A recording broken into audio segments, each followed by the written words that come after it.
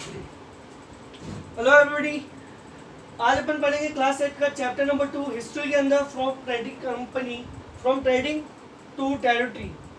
इसके अंदर अपन ने बात की थी पहले कि पहले टॉपिक के अंदर कि जो ब्रिटिश नहीं आए थे उससे पहले अपने इंडिया की क्या स्थिति थी, कैसे कौन रिप्रेजेंटेटिव था उस समय। जो औरंगजेब और जो मुगल्स थे वो अपने इंडिया के रिप्रेजेंटेटिव थे। मुगल के औरंगजेब के मरने के बाद में कैसे मुगल जो पावर इंपीरियर है उसकी जो पावर है वो डिक्रीज हो रही थी, और इधर की साइड में जब पावर डिक्रीज हो रही थी तो उसी समय जो ब्रिटिश है उनका आना हुआ और उन्होंने उस चीज़ का फ़ायदा उठाया। सो अपन अब इसी टॉपिक के अंदर आगे बात करेंगे कि what is east India company. अब ईस्ट इंडिया कंपनी क्या थी? ईस्ट इंडिया कंपनी अपन को जैसे सबको मालूम है कि एक ट्रेडिंग कंपनी थी जो कि व्यापार के रूप में, व्यापार के हिसाब से इंडिया आई थी ब्रिटिश से। सो इसी के अंदर आगे बढ़ते हैं। Trading company in 1600 acquires charters from queen Elizabeth one. अब क्या हुआ था कि ये जो ईस्ट इंडिया कंपनी थी इससे मतलब ब्रिटिश के अंदर बहुत सारी और भी कंपनीज होगी जो अलग अलग व्यापार करती होगी, काम करती होगी, लेकिन जो ईस्ट इंडिया कंपनी थी उनने क्या करा कि क्वीन एलिजाबेथ वन जो थी, वहाँ की जो महारानी थी, उनसे चार्टर लिया। चार्टर का मतलब क्या होता है? एक परमिशन, एक ऐसी परमिशन कि उनके अलावा कोई और इस ईस्ट के अंदर काम ना कर पाए। ईस्ट मतलब कि ईस्ट कंट्रीज के अंदर आने वाले जैसे इंडिया और जो भी ईस्ट डायरेक्शन में आने वाले उन सब चीज़ों के अंदर काम ना कर पाए। तो उनने एक जो क्वीन एलिजाबेथ थे जो वहाँ की क्वीन थी वन से ऐसी परमिशन ली कि इंडिया के अंदर उनके उसकी कंपनी के अलावा कोई और कंपनी काम ना कर पाए ब्रिटिश के अंदर, ब्रिटिश में। तो इससे क्या हुआ कि वो एक सोलो ही कंपनी रह गई कंपटीशन के अंदर। जो ब्रिटिश के अंदर जो जितनी भी कंपनीज थी उनसे तो उनका कंपटीशन खत्म ही हो गया, और वो एक लौती कंपनी थी जो कि इंडिया के अंदर आके ट्रेड कर सकती थी। तो ये उनको एक परमिशन जो क्वीन एलिजाबेथ वन ने दी थी। फिर क्या हुआ,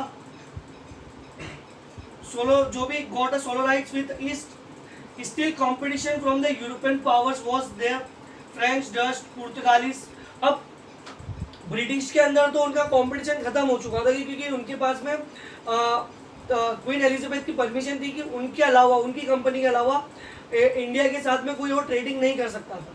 लेकिन ये है कि ब्रिटिश के अंदर खत्म हो चुकी थी, लेकिन जो अदर की जो कंट्रीज थी, पुर्तगालीज थे, डच थे, जितने भी जो अलग अलग जो पावर्स थे, फ्रेंच थे, वो लोग तो वहाँ पे थे ना, उनको तो वो तो व्यापार करने के लिए इंडिया में आते ही थे। तो उससे क्या होता था कि जो कंपटीशन था वो बढ़ता था। अब all this company were interested in buying the same things, cotton, silk, कैरवेंडर्स और अलग अलग जितने भी जो स्पाइसेस उसकी इसमें इंटरेस्ट थी।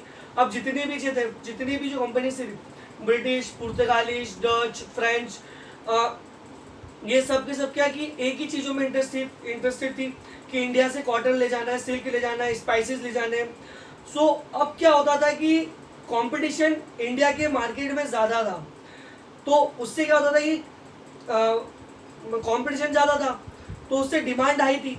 तो डिमांड हाई होती है तो उससे क्या होता है कि प्राइस हाई होता है, और अगर प्राइस हाई होगा तो जो कंपनी है जो उसका जो प्रॉफिट है वो कम होगा।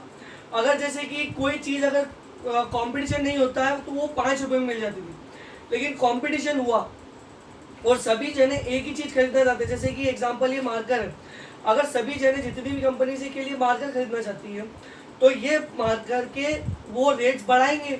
कोई बोलेगा मैं 6 रुपये में लूँगा, कोई बोलेगा मैं 7 रुपये में लूँगा, कोई बोलेगा मैं 8 रुपये में लूँगा। तो ऐसे कंपटीशन बढ़ता था। अब कंपटीशन बढ़ता था तो उससे क्या होता था, जो प्राइस था चीज़ का वो बढ़ता था, 5 रुपये से सीधा 10 रुपये हो गया, डबल। तो वो बढ़ता था, प्राइस बढ़ा तो आगे की साइड पर जो प्रॉफिटेबिलिटी थी उन कंपनी की वो घटती थी। अगर 10 रुपये में यहाँ पे खरीदा है और आगे जाके वो अगर 13 रुपये में बेचते तो एक पेन पे वो केवल 3 रुपये का प्रॉफिट कमा रहे। अगर कंपटीशन नहीं होता तो ये अगर 5 रुपये में खरीद के सीधा 13 रुपये बेचते तो कितना 8-9 रुपये का प्रॉफिट कमाते। तो प्रॉफिटेबिलिटी जो थी उन कंपनीज की कम हो गई। तो इससे क्या हुआ कि ये जो अदर ट्रेडिंग कंपनी थी, जो फ्रेंच, पुर्तगाल, डच, ये जो अलग अलग और भी कंपनीज थी जो अपने इंडिया आई थी ट्रेडिंग के हिसाब से, तो उनके इसमें क्या हुआ था कि कंपटीशन होता था, और कंपटीशन जो था वो इतना बढ़ गया था कि वो एक बैटल के रूप में हो गया, मतलब एक युद्ध के रूप में इसका एक फॉर्म हुआ। तो वो क्या करते थे कि बैटल होने लगे उनके बीच में। बैटल कैसे होती थी, तो जैसे कि अगर उनका कोई शिप जा रहा है, मान लें अपन की यूरोप का कोई से शिप जा रहा है जो सामान लेके गुड्स लेके जा रहा है, तो इधर ब्रिटिश है, ब्रिटिश ने यूरोप के जहाज के ऊपर हमला कर दिया, उसको डुबो दिया, सारा जो भी गुड्स वुड्स जो भी सामान था सब नदी या समुद्र में बह गया। तो अब क्या हुआ कि उधर जाके कुछ बेच नहीं सकते, वो कहते ना कहावत की ना रहेगी बाज ना बजेगी बांसुरी, वही वाली बात यहाँ पे होने लग गई। तो ये जहाज डुबोने का काम, ऊपर से जहाँ पे अगर जैसे गोदान है जहाँ पे ऐसे सामान लेके एक साथ इकट्ठा करते थे गोदाम, तो वहाँ पे गोदाम में जाके उनके ऊपर अटैक कर देना, गोदाम लूट ले लेना, ये सब जो था ये इन कंपनीज के बीच में ये एक आम हो गया था, ये बैटल बहुत आम हो गई थी। तो ये जितना भी कंपटीशन था ये सब के इसलिए बढ़ा क्योंकि जो गुड्स जो भी चीज़ें थी वो सब सेम चीज़ें ही चाहते थे। तो इसी कारण ये जो ईस्ट इंडिया कंपनी थी उसकी एक ही प्रॉब्लम थी, जो अदर्स जो जितने भी अपने कॉम्पिटिटर्स थे उसके उनसे थी। तो ये ऐसे लड़ाई करते थे आपस के अंदर। तो जो फ्रेंच इंडो एक बैटल हुई थी, आपको याद हो तो, फ्रेंच और ब्रिटेन के बीच में एक फाइट हुई थी, लड़ाई हुई थी, बैटल हुई थी, वो इसी वजह से हुई थी कि ट्रेडिंग केस में जो कंपटीशन बढ़ता था उसके कारण ही। तो ये अपन ने ईस्ट इंडिया कंपनी के बारे में हल्का सा डिस्क्राइब जाना, और नेक्स्ट टॉपिक के अंदर अपन इसके अंदर और डीपली बात करेंगे। So thank you for now.